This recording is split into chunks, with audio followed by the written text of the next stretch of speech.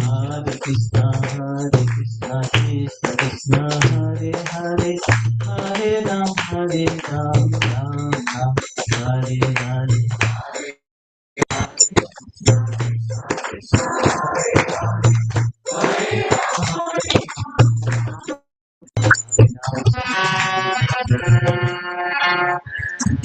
Hare Krishna. Requesting all the devotees to kindly repeat the Jai Radha Madhava with us. Jai Radha Madhava Kunja Bihari Jana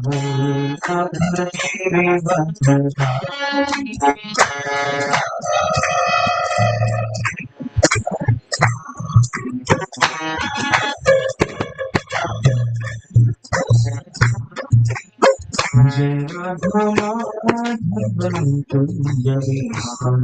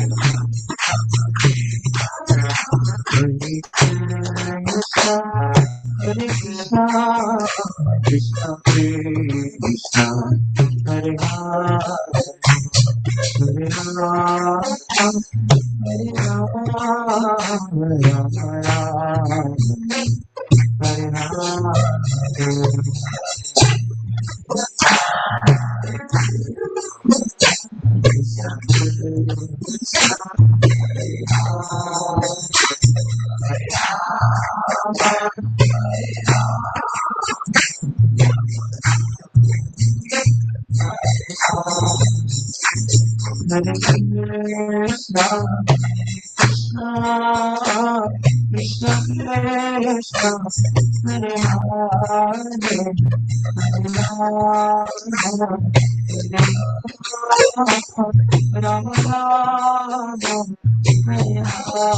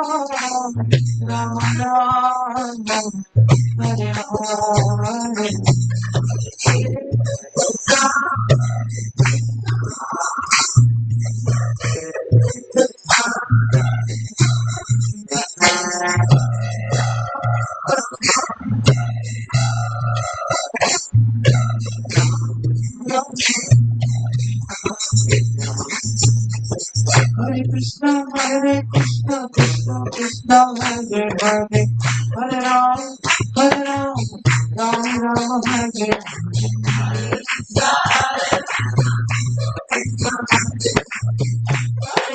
Hare Ram, Hare Krishna, Krishna Krishna, Hare Hare, Hare Ram, Ram Ram, Hare Hare, Hare Krishna, Krishna, Hare Hare.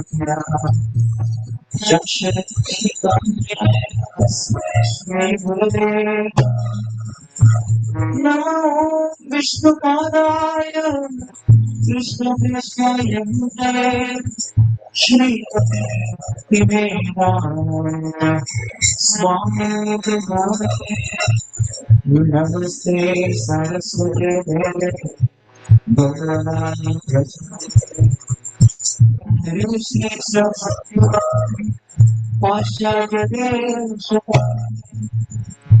Kancha Kalpatarubhyasya Kripa Sampatevata Aditana Pavanebhyo Vaishnavebhyo Namaha. Jaya Shri Krishna Chaitanya Prabhu Nityananda Shri Advaita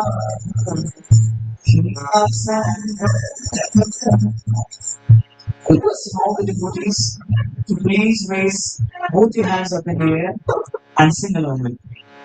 Hare Krishna, Hare Krishna, Krishna Krishna, Hare Hare, Hare Rama, Hare Rama, Rama Rama, Hare Hare.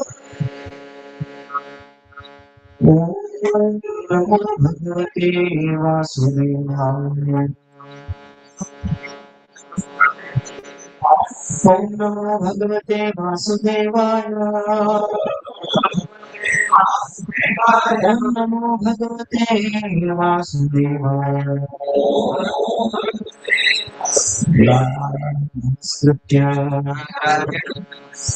Naram Chaiva Narottamam Devim Saraswati Vyasam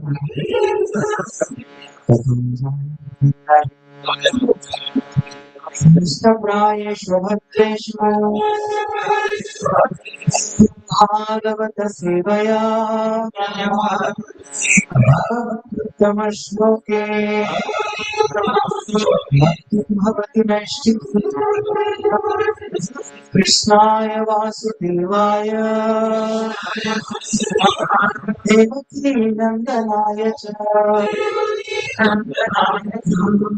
Kumaraya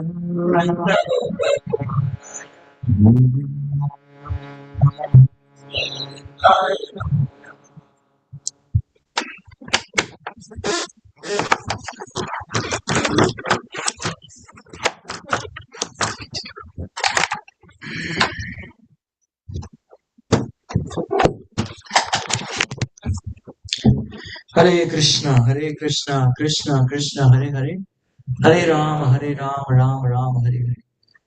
Hare Krishna, dear devotees.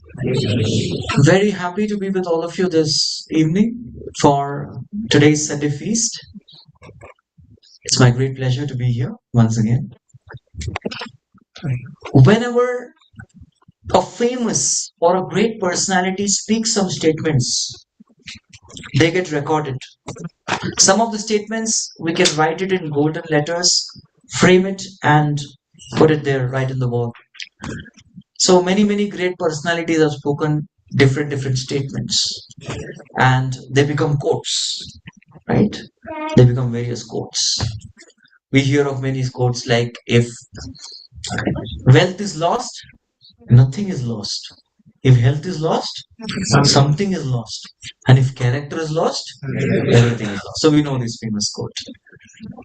So similarly, Srila Prabhupada gave us many such statements, Prabhupada statements. What are the prominent statements you can think of? Anybody? Always remember Krishna. Always remember Krishna, never forget Krishna. Of course, this comes in the Puranas. Smartavyam satatam Vishnum vismartavyeno jatachit sarva vidhi nishedatu yateyore vekinkara. But Prabhupada emphasized it. Good. Haribol. One Haribol. Nice. Anyone else? Chant and be happy. Chant and be happy. I was looking for that one. Haribol. Chant and be happy. Now, even today, devotees are trying to find out the meaning for this. Chant and you become happy? No, you don't become happy. Chant and be happy? That you have to be sad. Yes, that is the experience. You chant and then become happy. That's an instruction. Okay. Or you chant and eventually you become happy, bracket, eventually. Star, conditions apply. So today also devotees, they try to figure out many things. Any other statement of Prabhupada?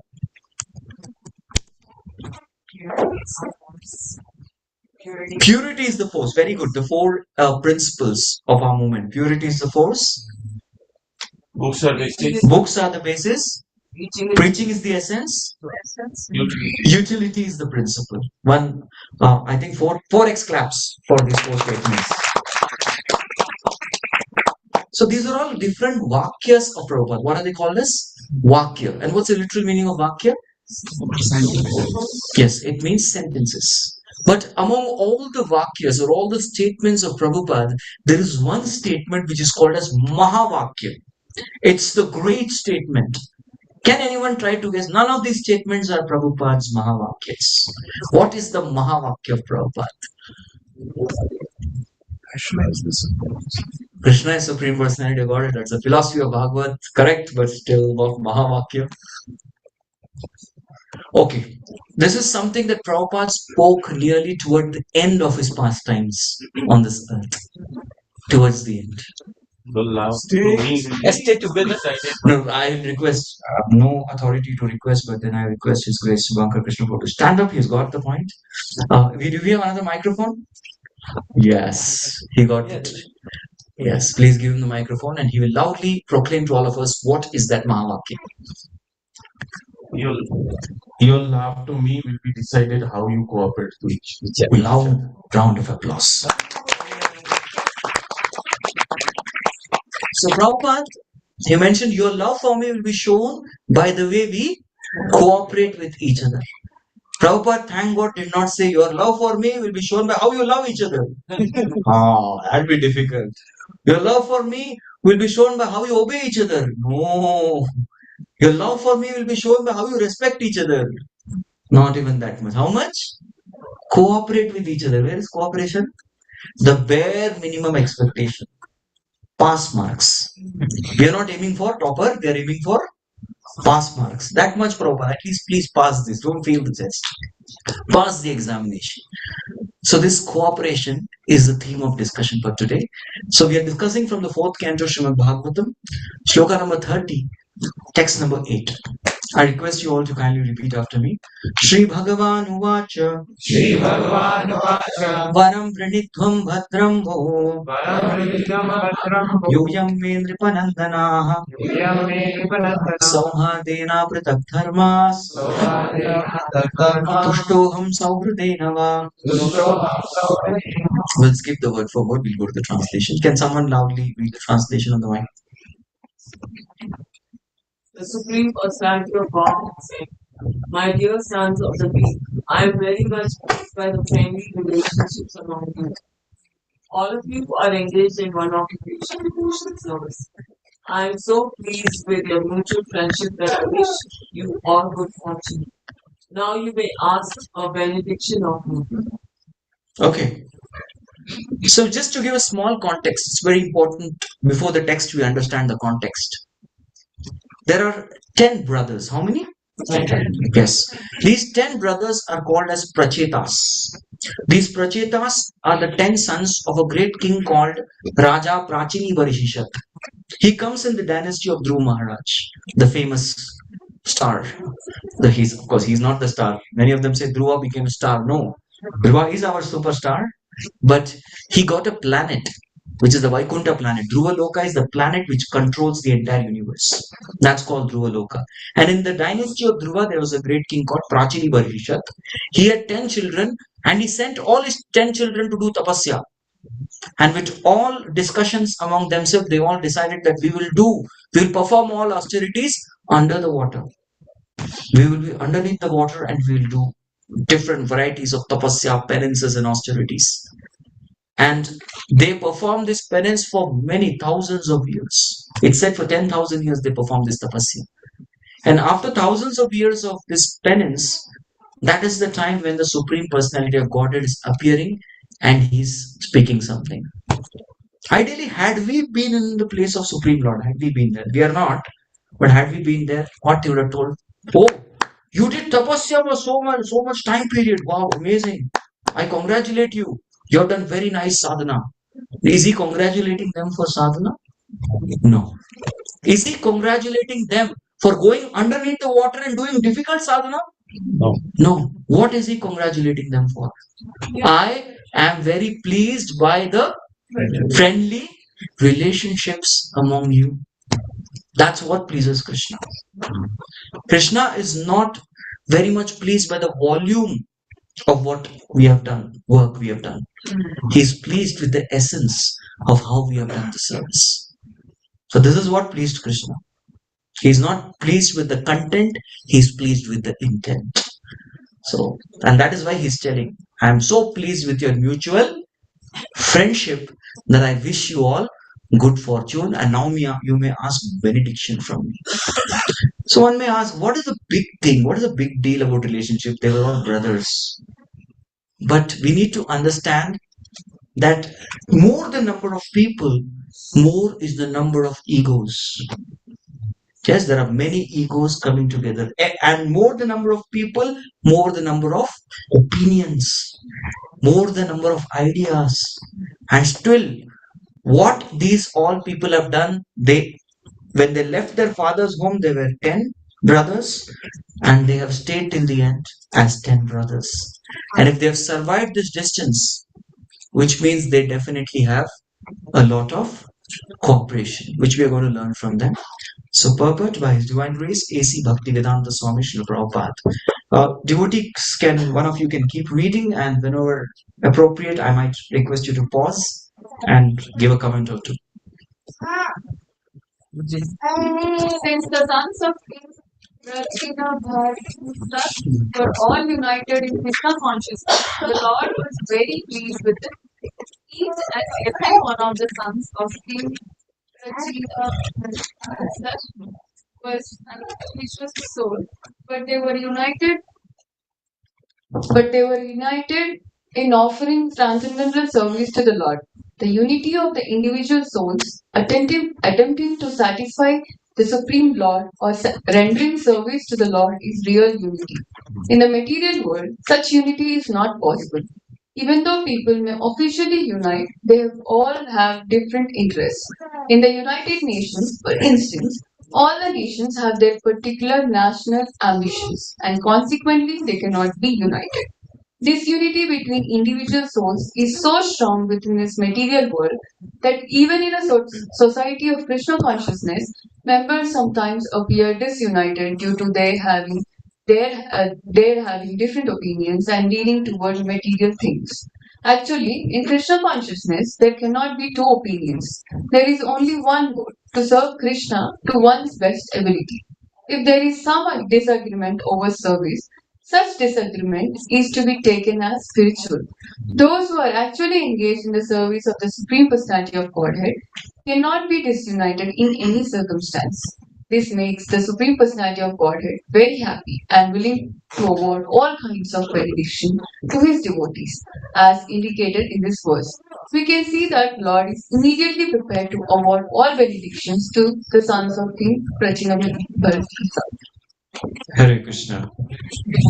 Thank you. It's a small purport, so I thought we could read. And there is one united efforts you all have to put to come towards Radha Madhav. Everybody. The Vaishnavas and the Vaishnavis. Everybody. Hare Krishna. Keep chanting as you're coming. Hare Krishna, Krishna, Krishna, Hare Hare. Hare Ram, Ram Ram, Hare Hare. One more Mahamantra. Hare Krishna, Krishna Krishna, Hare Hare. Hare Ram, Ram Ram, Hare Hare.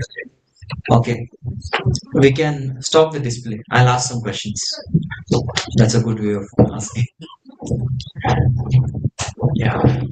So, according to all of you, we read the purport. What is the theme? What's the main theme of what we discussed? What is there in the purport? Anybody? Yes. Anybody? I would like to see this hand. Yes. Thank you very much. You copied my answer. Yes, it is cooperation, but I need little more elaboration. Cooperation in the service of Krishna. Yes, who said that? Okay, Kadamuni Prabhu. Haribol, one Haribol. Hare Now, this is very much a theme out here. First of all, what makes cooperation difficult? Prabhupada says that. Because everybody is an individual. Yes, individual person. And for individual person, it's very difficult because everybody has their thought process, ideas, opinions. It's difficult to come together and be united. Sometimes we feel, oh, you give this to me, I will do it myself. I don't want to work with that person. It will take more time. I will do it alone properly. How many of you have got this kind of feeling before? Prabhu, you give me this, I will do it. I will do it fast, efficient, without any breaks. But if this person comes, I am the accelerator, this person is brake. I'll keep going ahead, this person will stop, keep stopping me at every point of time. So I don't want brakes in my progress, only accelerator. But if that was the case, In the car, we say, right? In car, we have ABC. Or in Canada, you only have A and B, no C. Yes, in India, you have A, B, C. Accelerator, brake, and clutch. Here, there's all automatic gears, so no need of clutch. So it's A and B. So it's very relevant, right? Canada cars or North American cars. We have accelerator, and this person is brake. I am like fire of Sankirtan. This person is like water, who's putting water on my enthusiasm. So devotees or people may feel like that. But what is difficult? The purpose of service is not to complete the service. The purpose of the service is to get purified and grow through the service. Yes. See, that's what Krishna wants. If Krishna wanted, how much time can he finish all the demons? In a moment. Yes, one moment. Krishna will simply walk out of the heart of all the demons and the newspaper headlines. And everywhere it will be said, all the demons die of heart attack. Because Krishna left their heart. And everybody is found dead in their room. Together. Yes, he could do that. Or Krishna makes everyone assemble on the battlefield. Dharma Kshetre, Kurukshetre, Samaveta, Yudsava. And then what he takes? He takes his Sudarshan Chakra. Everyone's wiped out. Done. Sudarshan, thank you very much. And all the Pandavas are waiting. Prabhu, our seva? No seva. Take rest. Or imagine Lord Ramachandra. When Sita Devi is not there, Lakshman comes worried. You don't worry. I know she's in Lanka. All the monkeys, they're eagerly waiting for seva. I don't need your service. I'll just go kill Ravana and come back. No, but he creates opportunities of service for his devotees. Otherwise, we will not have content to read. Ramayana over in one line. Sita was kidnapped. Rama went to Lanka, killed that Ravan arrogant fellow, and brought Sita back. One page, khatam. It's over. Mahabharata war, everybody assembled together. Dhritarashtra, what happens, Sanjay? Please tell me. Sanjay says, Krishna took out Sudarshan Chakra, cut everyone's head. Please start crying. All your sons are gone. So, but Lord is not like that. He creates an opportunity for devotees to do service. That's what Vritarasura tells Krishna. Samanjasatva virahiya kangshe. Samanjasa means who creates opportunity. So, the purpose of service is not to finish the service. The purpose of service is to learn values and grow through the service. And that is why we are saying here, the reason we are given the service, there's a purpose for it. The purpose is more important. Can I tell you a story from South India? Would you like to hear? Okay. So who is the spiritual master of Chaitanya Mahaprabhu? Ishwarapuri. Ishwarapuri. Ishwarapuri's spiritual master? Madhavendra Puri. Yeah, we're going to have first Puris come. And after the Madhavendra Puri spiritual master, anyone knows? Lakshmipati Tirtha. His spiritual master, Vyasa Tirtha. So this is a story of Vyasa Tirtha in the land of Karnataka, the land of holy birth of Bhakti. Bhakti was born there at that particular period. And Vyasa Tirtha, he could see that there is some kind of problem among his disciples. There are a certain group of disciples who belong to the Brahman caste.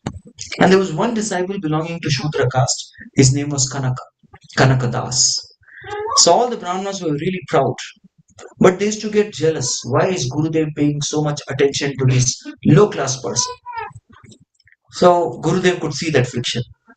So he called all his disciples together. And he made them stand in a line. And he took one banana and he gave to one disciple. He told, don't eat, wait. So he gave it to everybody. So everybody had one banana. Then he told his disciples that you have 24 hours to go and eat the banana. And you have to eat the banana when nobody is watching you. So disciples, they started pondering. I got the idea. One disciple went. Second, he also got the idea of some time. And like that, everybody went. Next day, again in the assembly period, he called all his disciples and started asking, did you eat the banana? He said, yes, Gurudev. How did you eat? He said, oh, I went into the cave. It was pitch dark. Nobody was there. I ate the banana. Okay, fail. Get out. What about you? He said, Gurudev, I went underneath the waters, deep in the waters, lake. I saw nobody was there. Nobody was watching me. And I ate the banana there. Fail. Go there. What about you? He said, Gurudev, Lord is watching everywhere. Gurudev was happy. He's going to get the point. I went behind the altar. And there I ate the banana. He's going to say, get up. Next, what about you? He said, I am so smart, Gurudev. I didn't open the banana. I ate the banana, the peel, so nobody could see me eating. Did I pass? Gurudev said, you miserably failed. Then he looked at Kanakadas. What about you, Kanaka? How did you eat the banana? So Kanaka pulled out the banana. Said, I couldn't eat it. I couldn't eat this banana. I also went inside the cave. I went underneath the water. I too went behind the altar. And I too tried this idea. But then, at every point of time, I could see two big eyes always watching me in the heart. And those are the eyes of the super soul, Paramatma. And thus, I could not eat. And all the disciples started criticizing. Kanaka, you did not follow Guru's instruction. Guru told you 24 hours you have to eat. You did not eat. You are not a good disciple. Guru said, stop. The purpose of this exercise was not to eat the banana. The purpose was to realize the presence of Paramatma. So similarly, when a service instruction is given to us, what is important is the purpose of the service. And the purpose of service is to experience the mood of being a servant. The purpose of the service is to purify the false ego. And how does purification of false ego happen? Devotees help us to do that. Hare Krishna. Devotees are the supreme purifiers. They purify us in different ways. Sometimes they feed us from the front, and sometimes they feed back also. Feed from front, they give feedback, and in different ways we get purified. Yes. So, of course, in materialistic people, Prabhupada says you formed the United Nations, but what has happened? The number of countries have increased. That's not united, just divided nations. You are not United Nations. Right? The real United Nations was started by Srila Prabhupada. In the year 2015, the same place from Prabhupada where he left for the West, from where he took off from Jaladuta, almost 140 countries. The devotees from all over 140 countries came together with the flags and chanted the Hare Krishna Mahamantra. So it is actually Srila Prabhupada who created the real United Nations. Haribol. Srila Prabhupada ki. But now Prabhupada comes to the topic that even devotees, they can have some issues. Yeah, they can also have some lack of. If you look at Mahabharata, how many Kauravas were there? 100 Kauravas. And how many Pandavas? 5 Pandavas. You can read through the entire Mahabharata. Not even once the Kauravas had any problem. No fight. They're always happy. On the other hand, in every other verse, you will find that there is some kind of problem with the Pandavas. These people keep fighting, or they keep disagreeing to each other. There's so much of disagreement. One may ask a question, are Kauravas better? No. The Kauravas' goal is what? Sense gratification. On the other hand, the Pandavas have the highest goal. What is that? To please Krishna. And when the goal is too high, then even the going gets tougher. And since their goal is to please Krishna, topmost goal, their goal is sense gratification. Oh, you scratch my back, I scratch your back. Okay, good, we are good. Thank you. But to please Krishna is very difficult. And that is where Rupa Goswami defines what is love. He says love means that there is every opportunity for the relationship to break. Once more. Love means there is every opportunity for relationship to break, but it doesn't break. They stay together. That is called love. That's what he defines. So Pandavas had love for each other because they had love for Krishna. So here we are expecting, may not have love for devotees or each other, but at least cooperation with devotees is something we want. And why to cooperate? Why do we have to cooperate? Can anyone give some valid reason why we need to cooperate with each other? It's our main goal to satisfy the Lord. We should work for the Lord. Yes, who is in the center matters.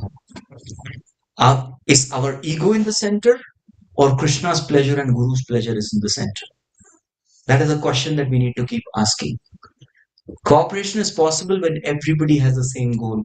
That is to please Srila Prabhupada, to please spiritual master, to please Krishna. Then we will have cooperation. What is the center? Good. Any other good reason to cooperate? It makes us united and strong, like we know that. If you have individual stick, it can break easily. When it is united, it's very difficult to break. Very nice. A very amazing thing. Wait, I think this is that's what the father had instructed his group of sons.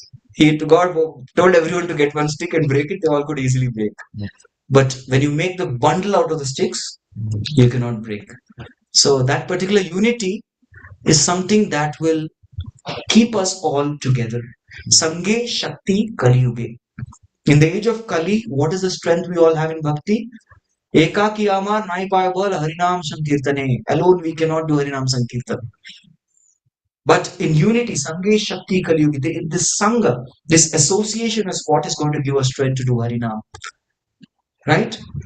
And even Prabhupada made the statement. Prabhupada made the statement that there is absolutely no external force that can destroy our Krishna consciousness movement. The Krishna consciousness movement can be disturbed only from within, from inside. And for the sake of not allowing Kali to win, Kaliraj should not win, Maya should not win. Who should win? Prabhupada should win. That's why we need to cooperate. Very nice, bro. Anyone else? Why should we cooperate? Where? Yes. We need to have, unless we cooperate, we will not have spiritual growth. And how does spiritual growth happen? There's a concept. There are 20 items of knowledge, Krishna says. And one of the item of knowledge is called as anahankara. Anahankara means knowing that you're right, but you put your false ego behind. And what happens when you do that? Knowing that you are right, but still you put your false ego behind, you make spiritual advancement. And for that reason, we definitely cooperate. Okay. We'd like to open the forum for questions. If there are any questions we can have?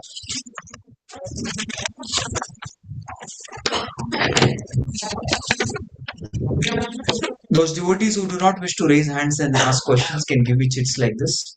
I've got a chit here of 2 questions. This is not directly connected to the subject, so I'll take it after somebody else asks the question. Anybody? Okay, I think devotees are eager to know what is there in this chit. I will tell. How important is it to maintain silence during a lecture and in temple hall, and why? Okay. How does Srila Prabhupada define silence? Srila Prabhupada defines silence. Silence means we don't do any kind of material talks, no nonsensical talks. And especially when we are coming to temple, the first, do you see we have a bell? Why do we ring a bell when we come to a temple?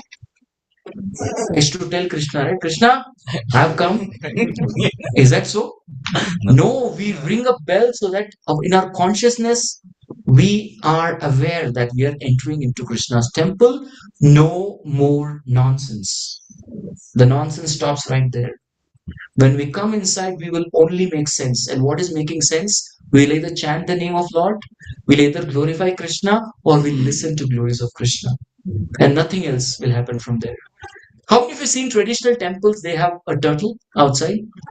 Kurma, turtle. You've not seen? Yes, you've seen turtles. Why is that turtle kept there? The turtle who is kept there is to remind that, my dear Prabhus, you are all entering into the temple of Krishna. Now please take out all your senses. With your eyes, you see Krishna's form. With the nose, you smell the wonderful flowers. With your skin, start serving the Lord. With your ears, hear the holy name. With your tongue, chant the holy name and take the prasadam. And when you're going back, again you see the same tortoise. What is that tortoise telling you? Hare Krishna Prabhu, now you're going to Maya. So please We go inside and do not take anything else. Whatever spiritual you absorb to your senses, keep that and go ahead. Now don't fall prey to Maya. That's the purpose of turtle. So maintaining silence and discipline in temple hall is a sign of spiritual maturity. Right? It is a sign of respect to the devotees, respect to the Lord, and respect to bhakti. And that's why it's very, very important that when we come here, we are completely switching off from our material consciousness and we are tuning into the spiritual vibration here. Every place has a spiritual vibration. We are not supposed to tune in here and absorb the spiritual vibration. Yes. The spiritual nectar that we get is like a pot which is filled with honey. But the material consciousness that we do is like taking a hammer and hitting that wooden pot and creating the cracks which will leak everything off. So please take care. Why is it disrespectful to talk during Aarti or refraining your kids from making noise? Hare Krishna. Do you have any kids here? Okay, at least the kids here are not noisy. Very happy today. The kids are also listening to Harikatha. One round of applause for the kids wherever they are. Yes. It's the duty of the parents to take care of the kids and ensure that the sanctified environment in the temple is maintained. It's our responsibility. The parents have responsibility to raise the children in Krishna consciousness and to teach them that moment they enter the temple, they're supposed to be very conscious of the presence of Lord. Yes. Guru na sasyat, swajano na sasyat, pita na sasyat, janani na sasyat, daivam na tatyat na patis na sasyat, na mochayeta sampeti mrityum. Rishabdev tells to his 100 children in the 5th canto, 5th chapter of 18th verse, that do not be a mother and father if you cannot make your children Krishna conscious, aware of the Lord. So it's the responsibility of the parents to ensure that your kids be absorbed in the kirtan and they maintain the silence. And in case a kid is noisy, making some noise, very respectfully we can move out, silence the kid and come back. Right? We can take care of this. It's very, very important for us to do this. I hope this devotee is satisfied. Hare Krishna. Prabhuji had the question. Yes. Prabhuji, you talk about having the darshan. I have noticed many devotee comes and have a darshan, but they close their eyes and with the folded hand. Okay. So tell us how we're supposed to take the darshan. Definitely, definitely. Thank you, Prabhu. Thank you for the question. The first thing we do when we enter the temple hall is we offer obeisances, pronouns to all the devotees who are present there. Then we go to Srila Prabhupada, who is the founder Acharya of this temple, and we offer obeisances to Srila Prabhupada. Then each time we offer obeisances to Prabhupada or any deity, it's very important to keep our eyes and mind open. Both should be open. And then when we come and offer obeisances to the Lord, you would have seen we offer something called as Dandavat Pranam. So Dandavat Pranam is Ashtanga Pranam, where we offer 8 limbs to the Lord. The 2 hands, the 2 knees, the 2 legs, the forehead, the chest, the speech, the mind, right? And most importantly, the prayers. It's very important to offer the prayers to the Lord. So when we say Drisha, Darshan, we're supposed to stand in front of the Lord. Actually, it's Lord who is the seer. He's looking at us. But at the same time, we need to meditate on this particular spiritual form. Otherwise, we'll be attracted to all other forms of this world. So how to take darshan is we start from the lotus feet. Sanchintayet bhagavatas charanaravindam vajrankusat vajasaroruhalanchanadhyam uktunga rakta vilasan nakha chakravala jyotsnad virahadhat mridahandakara. We start from the lotus feet of Lord and slowly move upwards to his knees, to his thighs, his navel, his chest, his throat, his beautiful face, his forehead, his hair, his pagadi, his turban, and like this beautifully take darshan of all the deities. Spend time taking darshan and absorbing this beauty. In fact, our eyes are compared to Pana Patram Mukham Drishaha. They are called, Pana means drinking, Patra means cups. Our eyes are in the shape of cups and they are meant to drink the beauty of Lord. So please keep your eyes and your consciousness wide open when we come to temple. You can close your eyes when you see dirty billboards outside. But when you're coming in front of Krishna, we're supposed to keep it open. Is it okay, Prabhu? Oh yeah, whatever. You decide. You don't decide who wants to ask. You can give the mic to Prabhu.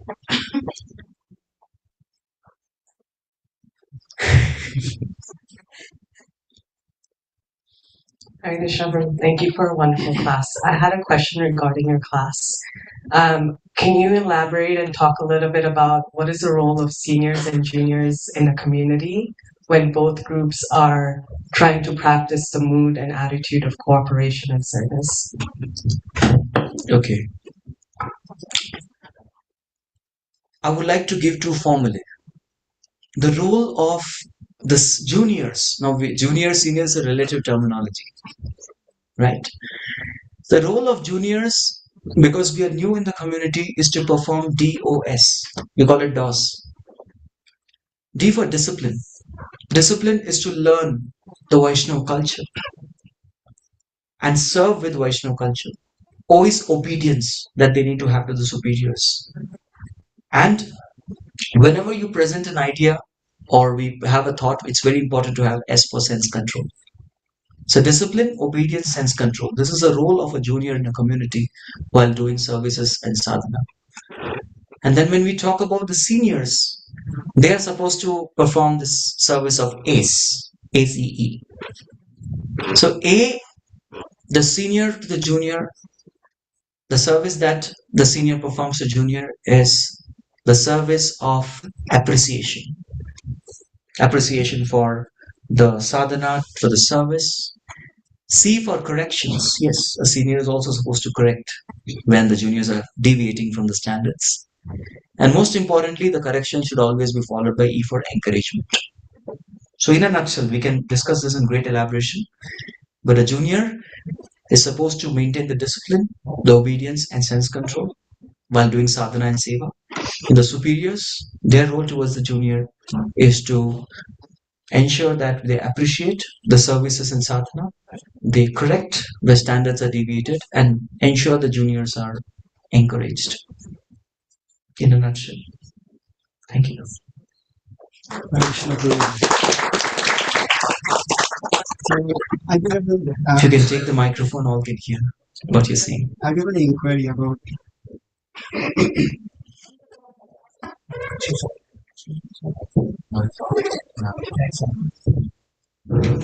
so when we show our obeisances, our Vishnu Tattva, we always try to do Dandavat Pranam with keeping our Vishnu Tattva on our left side. And when we do the demigods, then we keep them on our right side. Yes. And in a lecture, someone Vaishnava's lecture, and he cited some example, cited from some Purana, and he said that when we show obeisances to our gurus, acharya, we should be straight. Exactly. But yeah, so most of the temple, when I see, so most of us, including myself, we are sure obeisances to our guru with our obeisances, with keeping our gurus, acharyas on our left side, just like Vishnu Tattva. Is it right or wrong? Hare Krishna. The obeisances that we offer to Acharya is based on time, place, and circumstances. If the Acharya, usually what Prabhupada told us was he would like to sit there as an Acharya representing all the demigods and even Garuda. Ideally, when we have a Harishetra, it's very important to have a Garuda Stamba. It's important to have a Tayar Sannidhi, the Lakshmi Devi Kshetra, Durga Devi Kshetra, Shivalinga, Ganeshji, Navagrahas, and many things. But Prabhupada saw already in age of Kali, the nature of age of Kali is to make essence as detail and detail as essence. So these guys will get into everything and they will neglect Krishna. So what Prabhupada said, Acharya mam vijaniyam navamanyeta karagichit na martya buddhya suyeta sarvadeva mayo guru. I will represent all of these personalities and sit right facing the Supreme Lord. And for that reason, everybody who comes to offer obeisances to Srila Prabhupada has offered obeisances to all the demigods. And then he has entered. But still, as per convention, we need to offer obeisances to the Acharya in the front. But because Prabhupada faces the deities, if you offer obeisances to Prabhupada in the front, our feet will face the Supreme Lord. But on the other hand, when we meet our Guru or Acharyas outside the temple, we offer obeisances straight. Yes, that's right. Very well. Thank you.